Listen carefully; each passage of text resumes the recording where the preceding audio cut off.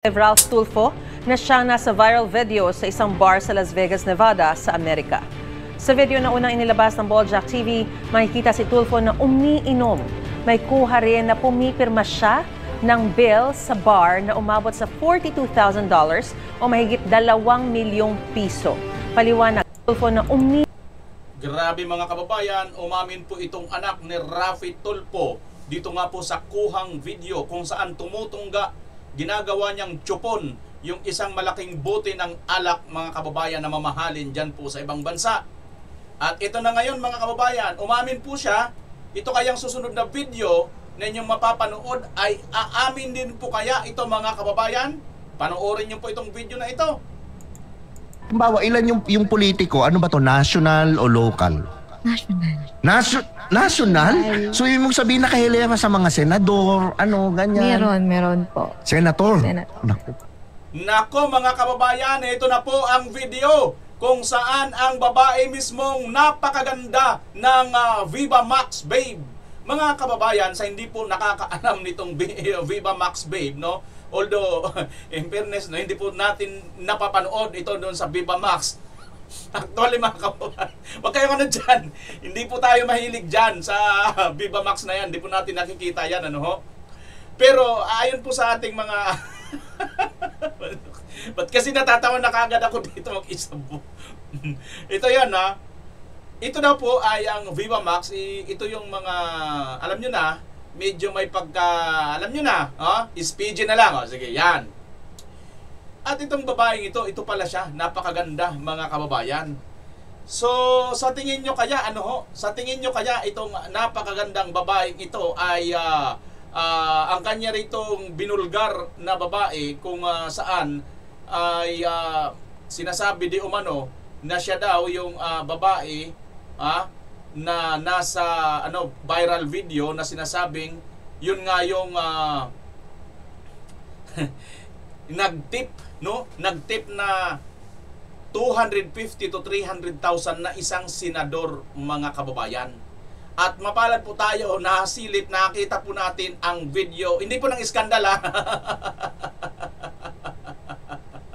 yung interview po, at yan po ang isi-share ko sa inyo. Take note mga kababayan, ito po ay 250k hanggang 300k, hindi po yan bayad.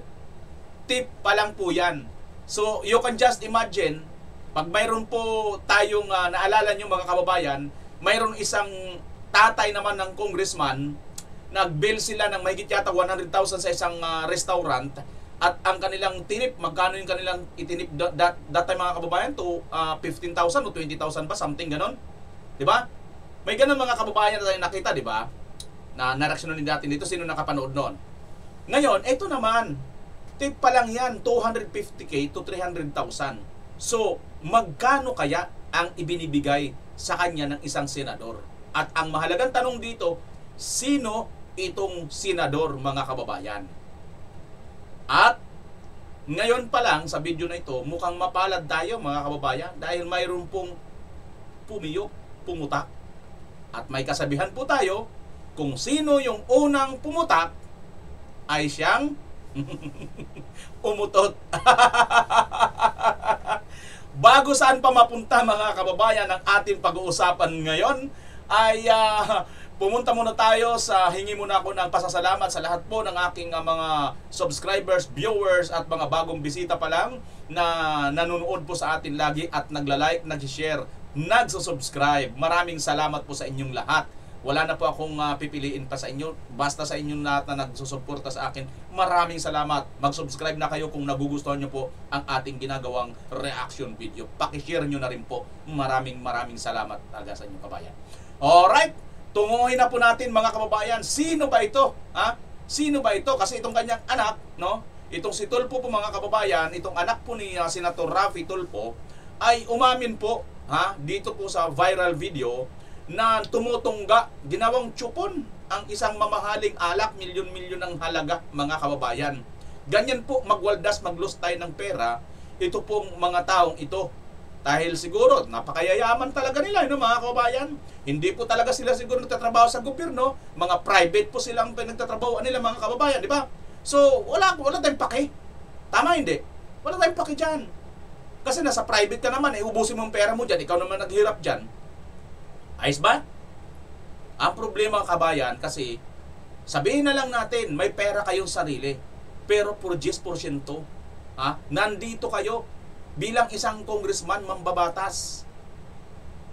At ang iyong ama isa ring senador, at ang inyong uncle isa ring senador. Ang iyong nanay isa ring kongresista. Halos lahat na lang kayo nandito sa ano. Maniwala pa ako sa inyo kung talaga hindi nyo kukunin ang inyong mga sweldo.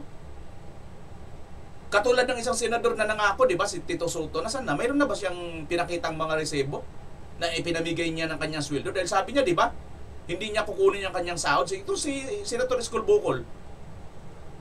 Di ba? O, mga kababayan, ito na. Hindi ko na kayo bibitinin kasi mukhang ang kanyang kapatid, mga kababayan, ay una pong pumiyok dito sa bidyong ito. Ayan po, no? Wag mo na yan. Sabi niya rito, ang nakakahiya ay kung nanlalaki ang kapatid ko gaya ng isang lalaking mambabatas na mahilig sa basketballista. Lalaki mambabatas, mahilig sa basketballista. Anong pakinamin doon? Bahala siya doon. Ano ngayon kung nang babae siya? O so ibig sabihin, mga kababayan, pumiyok ka na. Tinatanggap mo na talaga na si Raffy Tulfo o kapatid mo itong ayon dito sa babaeng ito. Tingnan natin, mga kababayan, itong video ng babae kung sino nga ba talaga ang sinasabi niya na malakas daw magbigay ng tip. So tip pa lang 200 to 300,000 na. How much more? Gaano kalaki ba ang bigay or bayad sa kanya? Panoorin nyo, mga kababayan, ng buo. Kumbawa, ilan yung politiko? Ano ba to? National o local? National. National? So, yung mong sabihin nakahilera sa mga senador, ganyan. Meron po. Senator? Naku po. Iilan lang ang senador. Naku po. Ala. So, iilan lang. Si Senator. Magkano ino-offer ni Senator? Ano pa lang? Tip pa lang, paldo na. Tip pa lang, paldo na. Tip pa lang, paldo na. Magkano mag-tip si Senator? Abot ng 250 to 300. Yan, mga kababayan, gulat na gulat si Kuyang, Pag ganun siya, di ba? Biruin mo ba naman? Ang tip pa lang ng isang senador, paldo na, ayon dito kay Chika Babe, ng Viva Max. Ayan, video na po ito, mga kababayan. Di na po yan kung ano-ano dyan. Video niyo na po napapanood ngayon. Kasi kahapon, na-reaksyonan natin to, wala pang ganyang video. Ito pala yung babae, maganda nga, mga kababayan. At mukhang worth it ba? Kayo na po ang musga. Worth it ba sa 250k to 300,000? Ayon sa kanya. Tip pa lang. Paldo na nga sabi niya. So, magkano ang binibigay sa kanyang bayad? Tuloy. 250 to 300. Yes. Wala pang nangyayari to. Wala pa po. Ganun ang senador, Grabe, napaka... Wala pang nangyayari, mga kababayan, Opo. Napaka-generous pala nila, Kasi galing sa tax. Oo nga, galing. Yun, oo nga, galing sa tax. So, si ate, hindi rin nakonsensya, Galing sa tax. 250 to 300,000, oo nga, Parang hindi ka rin nakonsensya. Ako sa'yo, ate. Sir, Senator, baka hindi mo pera yan, baka galing yan sa tax. Kung mo nang ibigay sa akin, ayoko. Ayun ko, mga kababayan, Alam niya kasi, di ba, Senador? Sa tax, mas lalo si Ay, nako. Naku, mayroon pa siyang sinasabing mas lalo si Nako, okay. Tapos, okay, ito question ko ngayon. Yung mga minention mo sa aking mayor or senator, Yes. nakita mo nag-hearing sa Senado. Nandun sa hearing, yung mga nag-offer?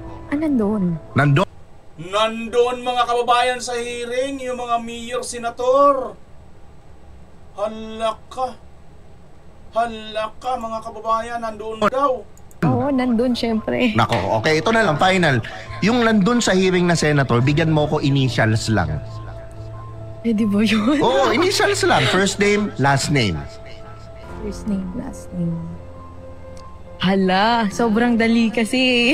Sige lang. Initials. Initials. Gitna na lang. Initials. Okay lang. Ano siya? May Y. Y? Tapos ano yung last name? Hala, ang hirap na ito. Kinakabahan Hindi, first letter ng first name. Sige. First letter. First name. R. Last name. Hala, wag na. First letter. Sandali ha, mga kababayan. may binanggit siyang Y. May binanggit siyang Y at ang first letter daw ay R, mga kababayan. Balikan nyo ha. Y. First name, last name. Hala, sobrang dali kasi. Sige lang. Initials. Initials. Don. Oo, nandun syempre. Nako, okay, ito na lang, final. Yung nandun sa hearing na senator, bigyan mo ko initials lang. Pwede ba yun? Oo, initials lang. First name, last name. First name, last name. Hala, sobrang dali kasi. Sige lang. Initials. Initials. Gitna na lang. Initials. Okay lang. Ano siya? May Y. May Y, mga kababayan ha. May Y. Tandaan nyo po. Y? Tapos ano yung last name? Hala, ang hirap na ito. Kinakabahan Hindi, first letter ng first name. Sige. First letter. First name. R. R. May R, first letter, at mayroon po Y. Yung first name, ha? Mayroon pong R na una at mayroon pong Y. Siguro may clue na kayo, mga kababayan. Sino yung mayroong R at saka Y? Last name. Hala, wag na. First letter ng last name. First letter ng last. Sige. Wag first letter. Last letter ng last name. R ang first name, di ba? Opo. Last letter ng last name. F na lang. Ha? F. F ang last name. Opo. Yun ang last letter, yung elf? Hindi. Second, pangalawa. Pangalawa. Pangalawang letter ng last name. Opo. Agoy, mga kababayan. Mayroong R, ang first letter ng first name, at mayroon pong Y. Sino yung R at saka Y na first name? Sa senador, ilan lang naman yan? 24. Plus, mga kababayan, ay mayroon pong pangalawa na letter doon sa kanyang apelyido. Sa dulo, mayroong F. Okay. Parang comment nyo nga guys, tingnan natin yung sino. Dali, sino yung mga first letter ng first name R, tapos sige. Yung second letter or third letter, no? Opo, F, no? Yes, comment nyo nga. Sige nga, hindi ko alam Parang hirap pulaan. Oo, mahirap, no? Naku. Bawa, Yon, mga kababayan. Nahirapan ba kayong humula? Sinong tinutukoy niya? Ayan, no? Mga kababayan. Nag-comment dito si Carl Zaidi Azotserp. Sabi niya rito, si Robin Padilla yan. Yan. Yun daw, si Robin Padilla yan.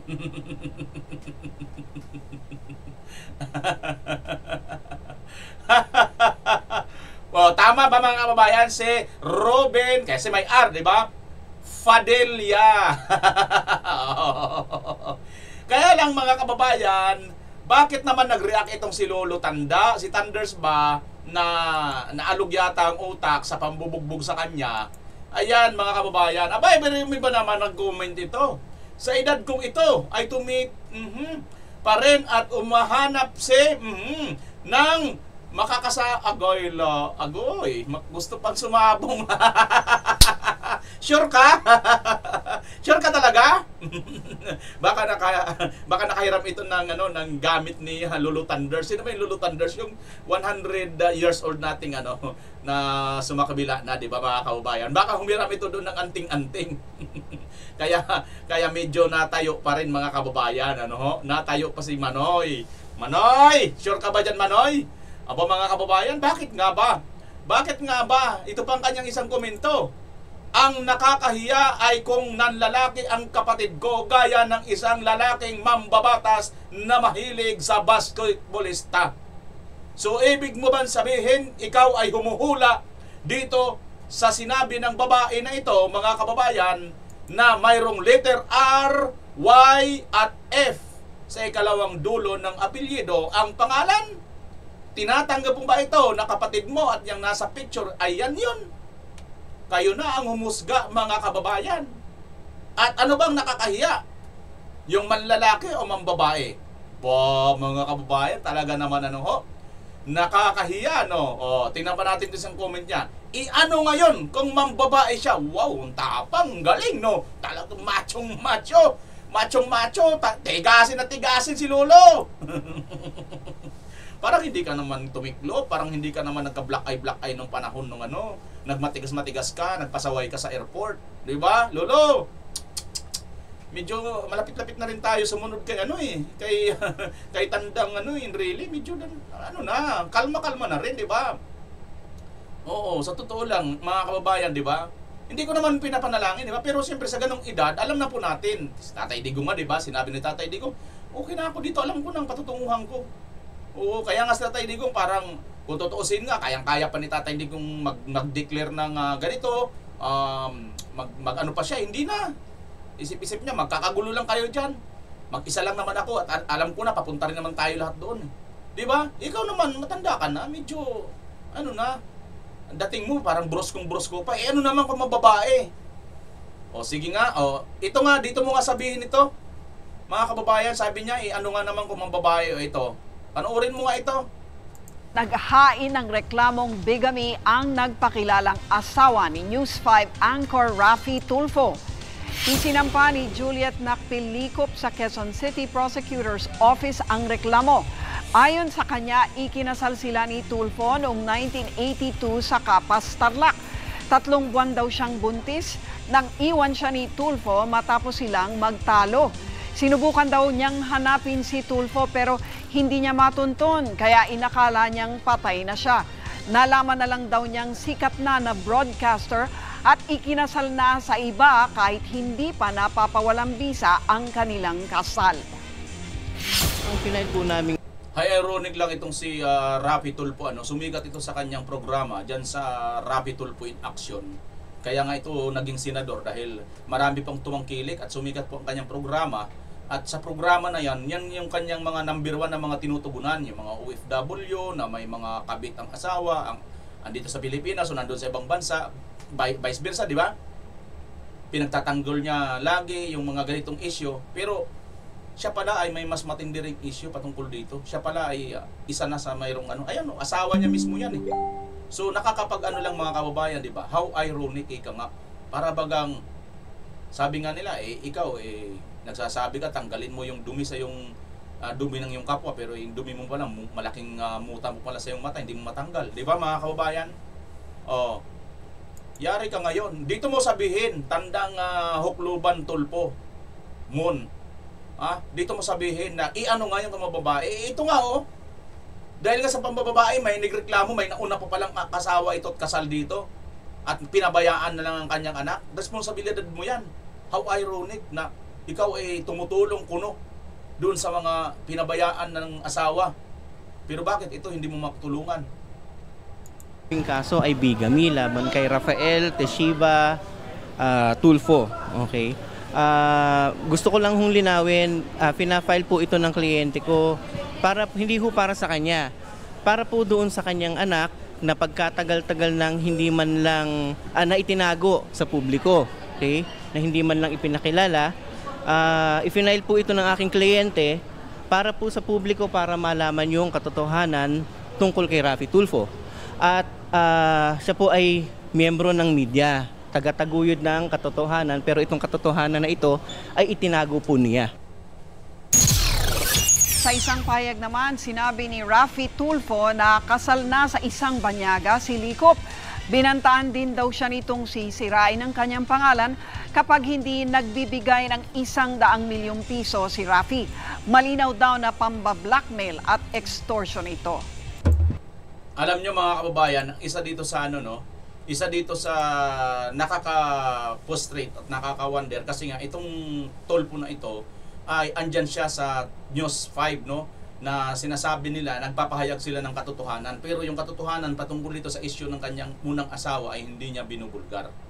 So, iyan ang isa sa mga how ironic na mga nangyayari, At andyan naman po yan Ang istorya kasi diyan mga kababayan, ayon po dito si ate o si asawa dati na Tulfo, pinabayaan siya, iniwan siya, at biglang naglaho na parang bula ito. Marami pa pong mga video na interview po ito ng iba't ibang mga vlogger, ng iba nating mga kakilalang mga vlogger, kaibigan natin, na ito nga ang issue dito. Basta mga kababayan, nag-trending po ito nung araw, Kaya lang dahil nga sa sobrang lakas sa impluwensya nitong si Tulfo, at ayan nga, naging senador pa.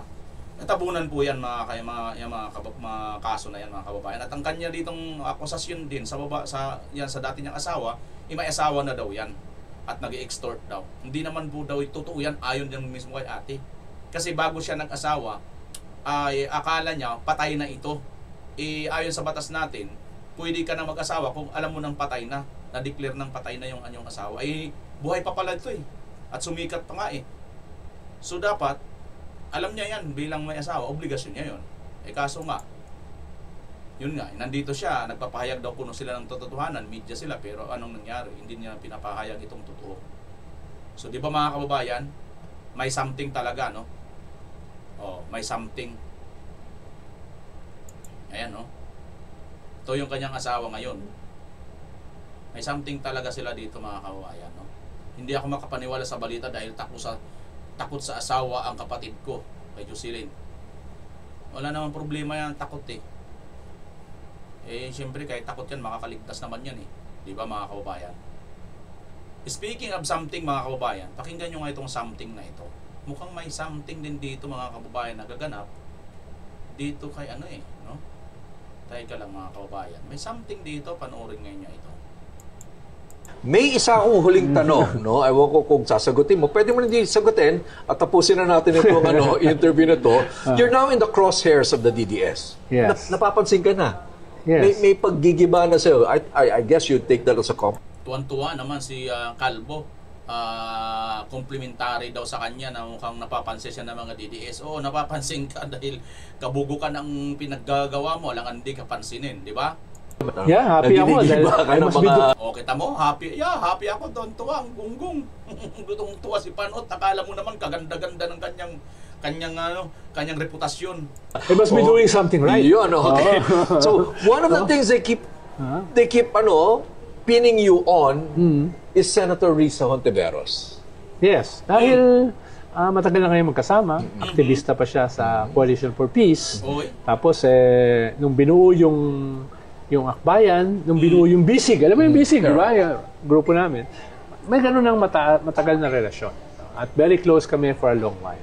Kaya hindi ako magugulat na lagi siyang idinidikit sa akin. Okay. Oo. Yun. At doon na lang yan. Tapusin natin.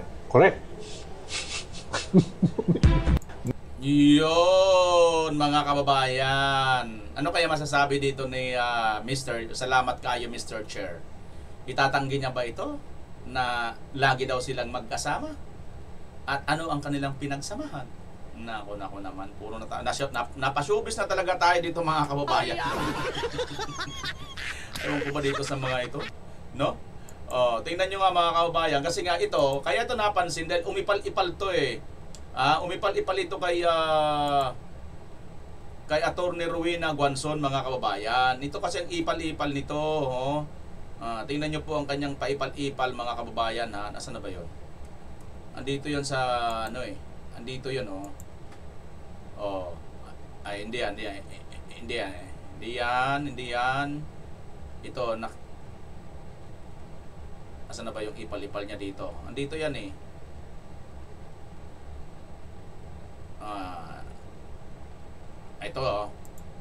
dito sa isyong ito nanggaling mga kabayan. At bumabanat pa rin dito si Attorney Rowena Guanzon nga, sabi niya, huwag ninyo ako tinatakot ng cancel culture ninyo dahil hindi politika ang hanap buhay ko. Di ako mamamatay kung di ako makatakbo o makaposisyon sa makaposisyon sa prinsipyo na tinitindigan ko ngayon. Samantalang kayo ay gagawin ang lahat manatili lang sa pwesto at umaasa na mananalo pang presidente. Yan mga kababayan. Alam nyo ba itong Salamat kayo Mr. Chair, di ba? Pinalutang na yan ni Trillanes noon na gusto niyang suportahan na maging presidente. Itong Salamat kayo Mr. Chair. At itong Salamat kayo Mr. Chair ay close sobra dito kay Calvo, mga kababayan.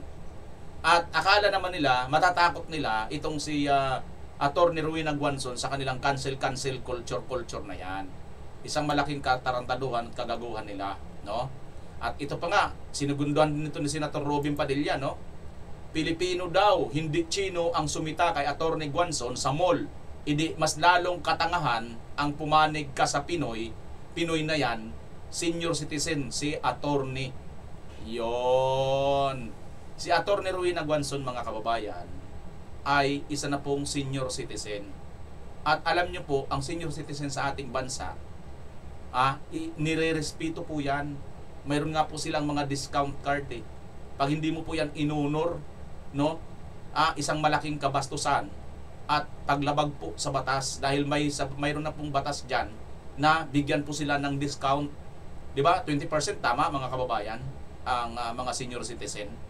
Ngayon, hindi mo na nga ginalang, binastos mo pa. Pagkatapos ngayon, ikaw pa ngayon magka-cancel culture. Ano kayo, mga bugok? Isang senior citizen, alam naman po natin, ginagalang natin yan. Pagkatapos, binastos, hindi mo na nga ginalang, binastos mo pa. Sasabihin mong ganyan, umuwi ka. Anong karapatan mo pauwiin yung isang attorney Ruy Aguanzon? Dahil lang sa ayaw mo? Ayaw mo na mayroong minsan-minsan nakaubo lang? Diba, mga kababayan? So ito yung culture ng mga dilawan. Na ito po mga dilawan na ito, nagsanib pwersa ng pink. At itong pink, nagsanib din pwersa dito sa pula. Kaya ngayon, pula sa puti, pula, nagmukhang taing dilaw na sila lahat, mga kababayan. Ayun, ganyan po yan. So, at lahat ng ito, mga kababayan, alam nyo na, diversion pa rin po yan. Isa pa po rin ito sa diversion. Kasi mayroon pong naghihinala, mga kababayan, itong mga issue na ito, para lang mailihis ang atensyon ng taong bayan papunta po dito sa totoong issue sa pangyayari ngayon. Ito malaking flood control. Tingnan nyo, mga kababayan, wala na. Parang wala nang nag-iimbestiga, no? Yung ICI parang patapos na rin. Tapos itong si Tito Soto gusto pang gumawa ng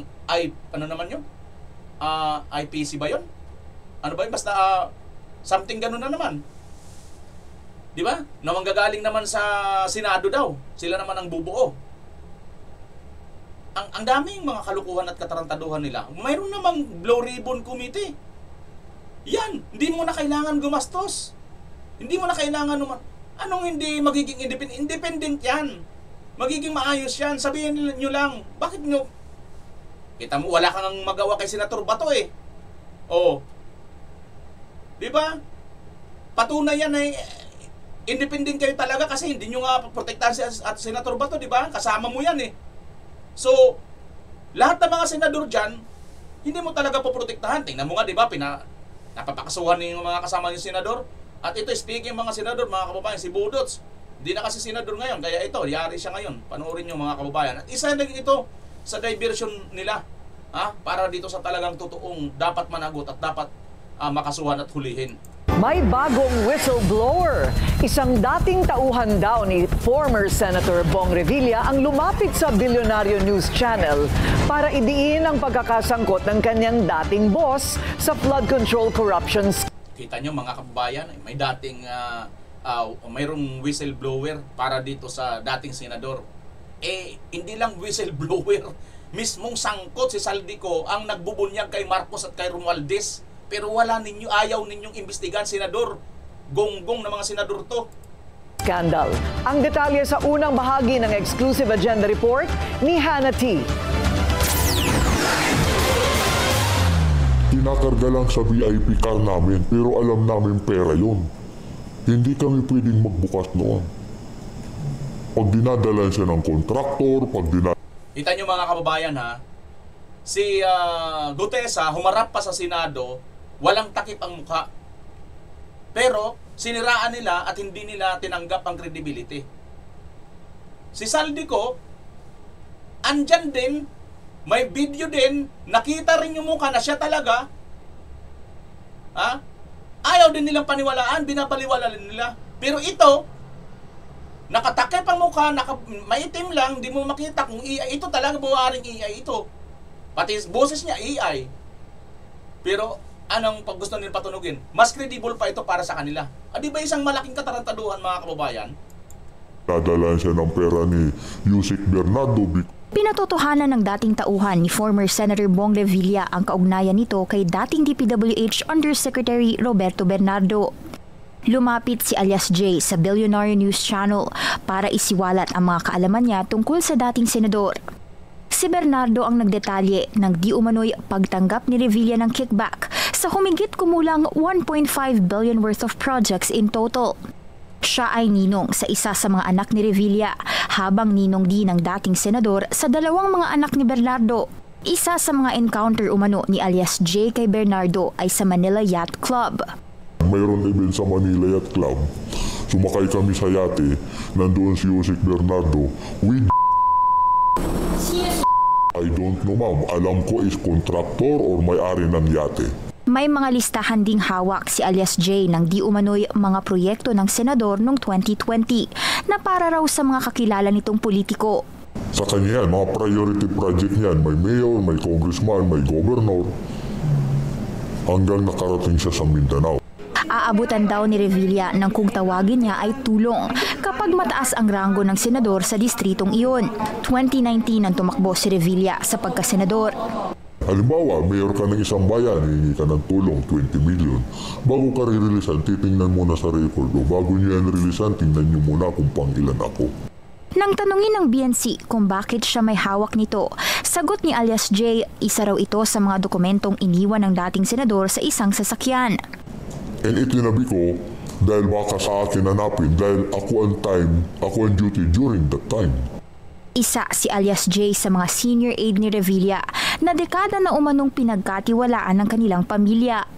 Ang mga dokumentong ipinresenta niya sa amin, isinumite na raw niya sa Office of the Ombudsman para masilip ang mga ito.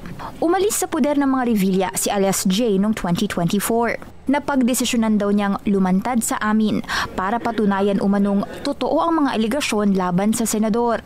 Nang pumutok ang flood control scandal nitong Hulyo, pagsapit ng Agosto, lumapit daw sa kanya ang isang taga-Revilla camp na hindi niya muna pinangalanan at nag-alok ng 2 milyon.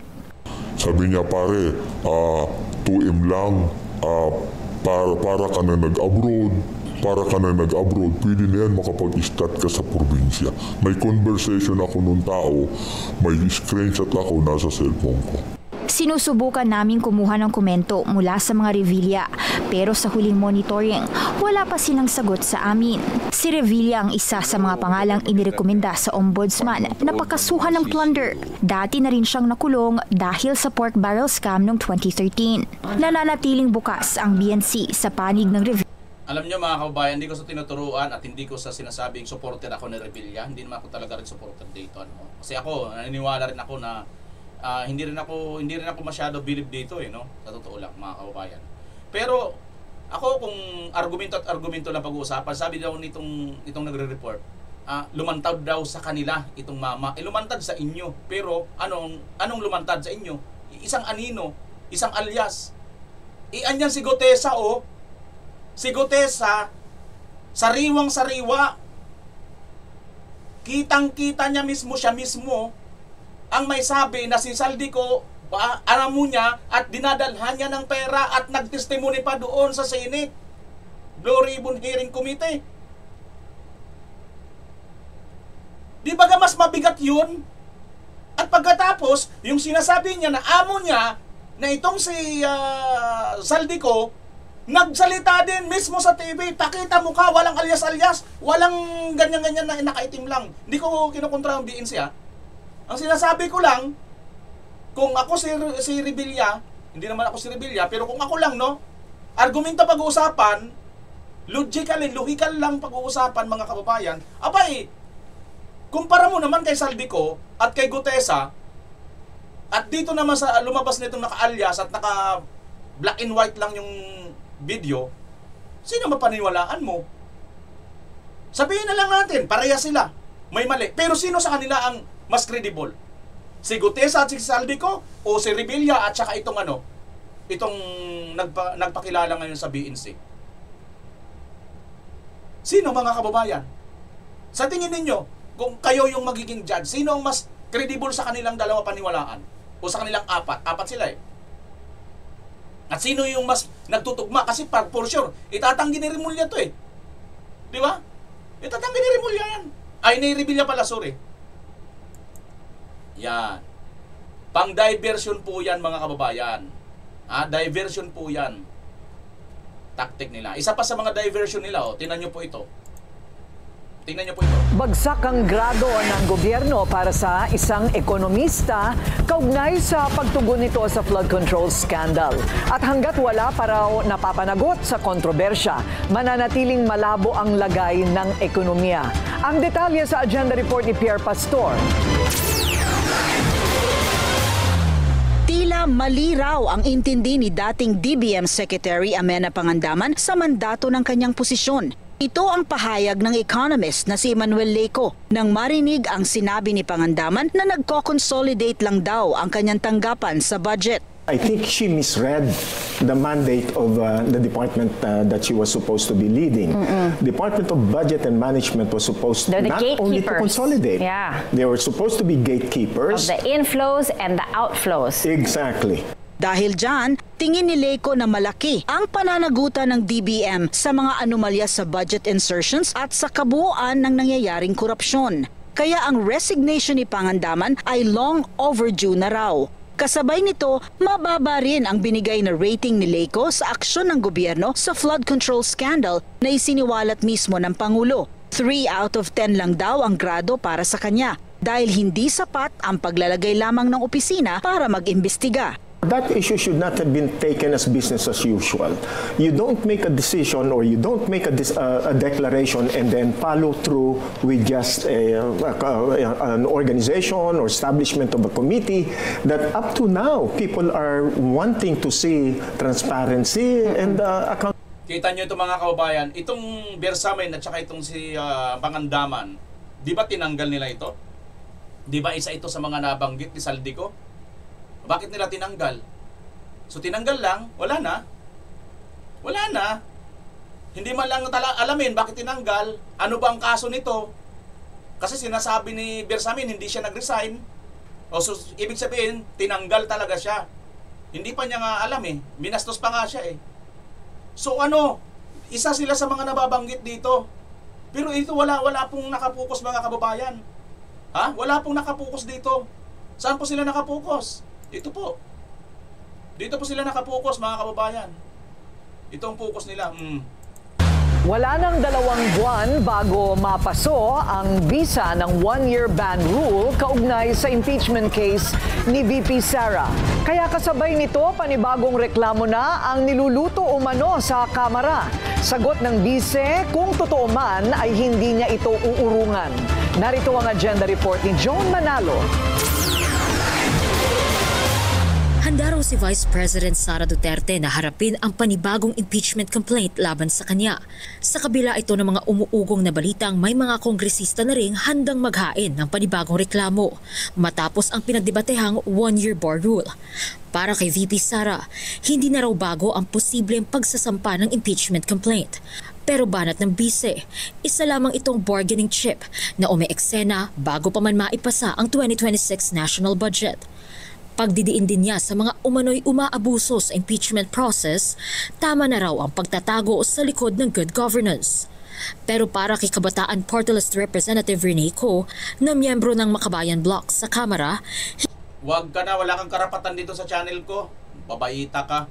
Yan naman talaga mga kababayan masyado silang nagtatago sa sinasabi nilang good governance kuno mga kababayan. At ang hinahanap lang naman nilang nito mga hinayupak na ito ay 125 million. Pero ang usapan po ngayon mga kababayan ay hindi po milyon. Hindi rin po bilyon. Trilyon na po. Trilyon na po. At marami sa mga kasamahan mo dyan ang sangkot. Boba ka ba? Alam nyo, may mga kasabihan sinasabi nila, puwera pasintabi at magpapasintabi lang ako dun sa ibang mga kulot. Sabi daw kasi nila, may kasabihan tayo minsan pag kulot salot, di ba? Ano lang naman yan, biro-biroan lang ng mga kabataan noon, no? Hindi ko naman po yan sinasabi sa lahat. Pero alam nyo, pagdating dito, mukhang may pagkasalot talaga, di ba? Kasi isipin nyo mga kababayan, 125 million, yun pa rin mga kababayan Yun pa rin yung kanilang akusasyon, yun pa rin ang gigiit nila dito, iulit lang po nila yun. Ang problema nito, ang malaking problema nito, kasi nga, may binulgar itong si Congressman Toby Chanco na isa rin kasamahan nila na di umano ang pumipirma dito sa impeachment noong nakaraan ay mayroong pangakong pera na mukhang 150 million. Bawat isang pumirma para mapapirma, para mapa-impeach si Inday, 125 million lang yung kinakaso nila kay Vice President Inday. Na yun naman ay ginamit pa ni Vice President Inday sa tama. At itong mga gago at ugok na ito, na mga kasama nito ni Kulot Salot na to, 150 ayon dito kay Congressman Toby Chanco. Hindi naman nila may tanggi to. Di ba mga kababayan? So kita nyo na, isang diversion, isang pagpakunyari, talaga eh. Alam nyo yun? Manlilin lang, malademonyong galawan talaga. Kasi alam naman yan nila, ikita naman ng publiko eh. Sino bang Sa totoo lang ito, magtapatan lang tayo. Hindi ka man DDS, kalaban ka man ng mga DDS, pero magtapatan lang tayo. Sa tingin mo kaya? Granting lang without accepting. May impeach nga si BP Inday Sara. Mapanagot niya ninyo dyan sa 125. Bagay, in-impeach na eh. Pero dyan pa lang sa Congress, hindi pa sa Senado. At hindi sa Korte. Kasi illegal naman talagang ginawa ninyo. Politika lang naman talaga ang inyong ginawa. Ngayon, pag na-impeach na lang, granting lang for everything, sa tingin nyo kaya matutuwa ng taong bayan? Sa tingin nyo kaya mawawala na yung galit ng taong bayan doon sa bilyon-bilyon hanggang trilyon na nawala sa pera ng bayan dito sa panahon ni Romualdez at ni Marcos Jr. at ng kanyang anak? Yung kanyang anak pa lang, 50 billion yung insertion. Hindi masamang insertion? Sige, paliwanag mo. Bakit mayroong ka-insertion sa ganitong lugar? Hindi ka naman taga doon. Sagot-sagot pa itong batang Marcos, biruin mo na, hindi naman ako taga doon sa Davao. Oo nga, bakit mayroon ka? Simple lang ang paliwanag. Kung nakakaintindi ka, ito, lapit ka dito, Toy. Charis, lapit ka ng konti, paintindi ko sa iyo, Simple lang. Bakit? Takot sa'yo yung mga anak ka ng presidente, Anak ka ng, pamangkin ka ng speaker, O, di ba? Magagawa niyong lahat. Isa pa patunay. Di ba yung ananay mo, ginulgar din ni Saldico, yung uncle mo rin na isa, kapatid ng nanay mo, sa custom din sila rin sindikato kayo talaga. Grabe. Tapos ngayon, dito kayo magpupunta kay Inday, 125 million. Granting na lang, without accepting na ma-impeach nga ito si BP Inday. Pero sa tingin nyo, matutuwa ba ang taong bayan? At matutuwa ba kayo, na hindi nakulong ang bilyon, trilyon ang ninakaw sa bayan at ang makukulong pa at ang mapaparusahan ang 125 million lang? Nagsauli na nga yung sino yon? Sino ba yung engineer na nagsauli? 300 million ba yon? Sinauli? Biruin mo. Bakit sinauli? Bakit mo sinauli? Hindi yun sa'yo, di ba? Paano napunta sa'yo yun? Illegal yung napunta sa'yo. Dapat may kaso ka dyan. May pananagutan ka dyan. Sino ang mga kasapakat mo? Hindi ganun lang. Bugok ang mga tao, mga Pilipino. Huwag niyong masyadong gawing bugok. Kayo lang kasi ang bugok Iniisip nyo lang na bugok ang mga tao na kaya nyong paniwalain sa katarantaduhan ninyo. Pero hindi ganun. Huwag kayong masyadong kumpiyansa na monopolize nyo na yung katalinuhan. Yung wisdom, para bagang nung nagpaulan sa langit, nasahod nyo lahat. Hindi ganon. Hindi ganon. May mga pumunta rin sa mga DDS. Akala nyo? Kung makapangano kayo, napakasimple lang naman Doon pa nga lang sa comparison 125 million versus 150 million sa mga pumirma ng impeachment. Alin na mas malaki? Alam mo kung matalino ka, kahit hindi ka ganun katalino, may kunti ka lang na talino, alam mo siguro mas malaki 150 million kaysa sa 125 million. Tama, hindi?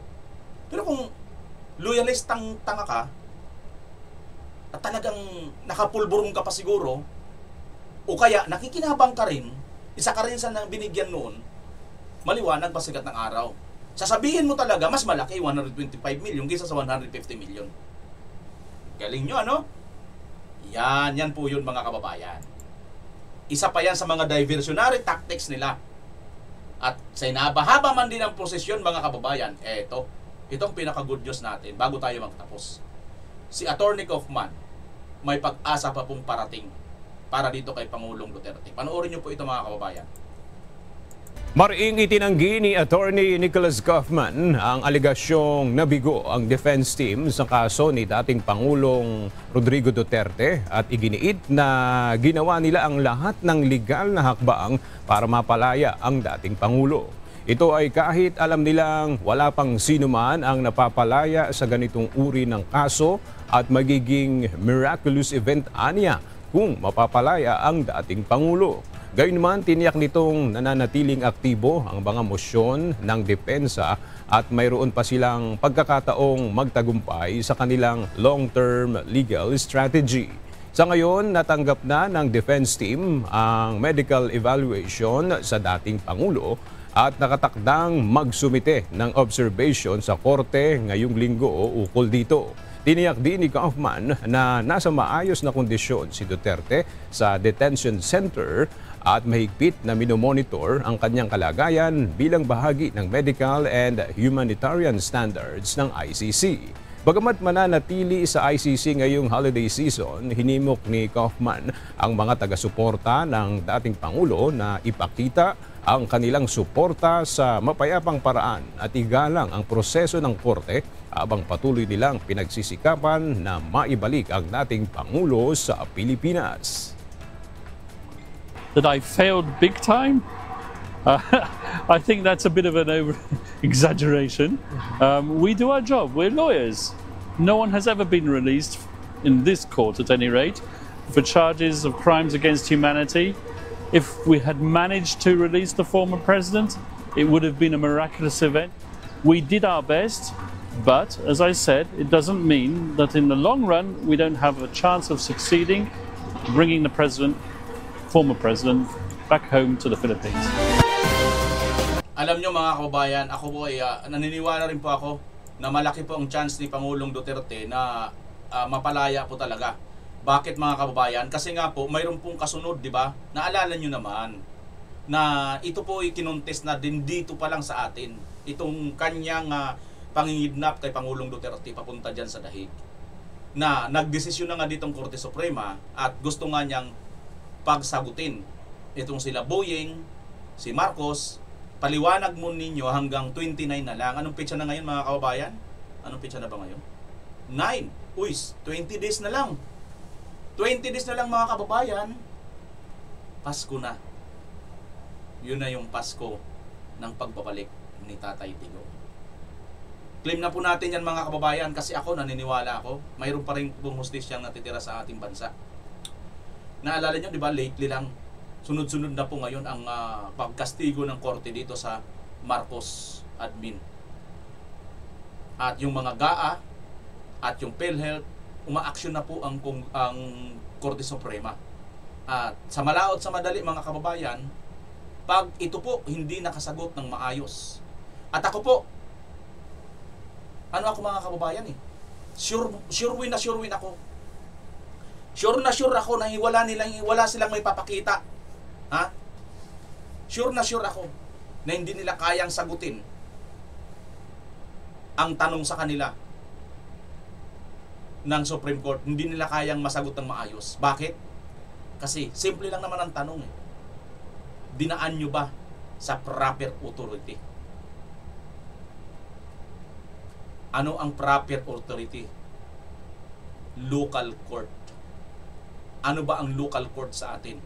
Pasay, Parañaque, Artese. Yun ang mga local court natin at proper authority. Tanong, sa napakarami natin sumaksi, ako, nag-live po talaga ako, nandyan ako mga kababayan. Hanggang gabi. Hindi ko po nakita, hindi po natin napansin na dinala si Tatay Digong sa Parañaque Artese or sa Pasay Artese kung saan nakakasakop dyan sa lugar ng NAIA at Villamor. Manapa, Villamor, tudahig na po kagad si Tatay Digong. So dahil dyan mga kababayan, ako po'y napakalaking sigurado na hindi po nila kayang sagutin nila Boyeng, nitong magkapatid na Rimulya at ni Marcos Jr. ito pong pangigidnap nila kay Tatay Digong. Ang hindi nila kayang sagutin na hindi nila dinala sa tunay, proper na local court, local authority ng bansang Pilipinas. Kaya mag-aaburido po itong mga kababayan pag nagdesisyon ang korte, ibalik ninyo si Tatay Digong. That time, December 29, Pasko sa Pilipinas. I-claim natin yan mga kababayan. Ako'y naniniwala. Awa, tulong ng Diyos. Mangyayari yan. Sapagkat ito na, umaaksyon ang Supreme Court ngayon Di ba? Umaaksyon ang Supreme Court. Ako, naintindihan ko sinasabi na Attorney Kaufman, bagamat English yun. Naintindihan ko, mahaba talaga ang battle. Mahabang pakikipaglaban para sa ganitong proseso. Well, kinakailangan yun para mapakita talaga na inosente tayo. Inosente si Tatay Digong. Maraming salamat sa nakarating sa dulo ng video ito. Ano man ang inyong opinion, reaksyon, huwag kayong mahiya. Paki-comment ang inyong komentaryo sa baba at papasahin natin, pag-usapan natin, pupusuan din natin pag ilagay niyo po ang inyong mga lugar kung saan kayo nakarating ang ating video. Maraming salamat muli. Pilipinas as always. Bye-bye!